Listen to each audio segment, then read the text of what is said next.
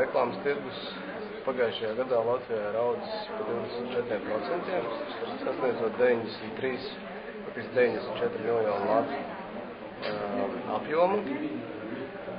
Galvenās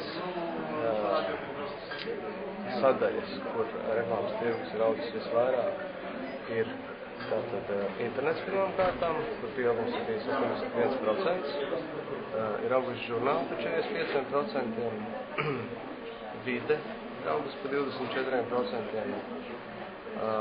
un tad varbūt drusku mazāk izaugsme ir bijusi avīzēs 9%, radio 14%, kino 9%. Mēs paredzam, ka internets turpinās augt, un iespējams, ka šī gada laikā reklāmas ieguldījumi internetā būs lielāki nekā, piemēram, reklāmas ieguldījumi radio, un iespējams, viņi būs samērojami arī ar ieguldījumiem vides reklāmām. Mēs domājam, ka pieaugums 2008. gadā pret 7. gadu varētu būt arī apmēram 20%, katrā ziņā nemazāk, jo daudz faktori, kas varētu veicināt šo tirgus pieaugsmi. Žurnāla pieaugums ir 45%, žurnāli, kā teica viens industrijas speciālists, ir izdomāti, tāpēc, lai viņos varētu ievietot reklāmu.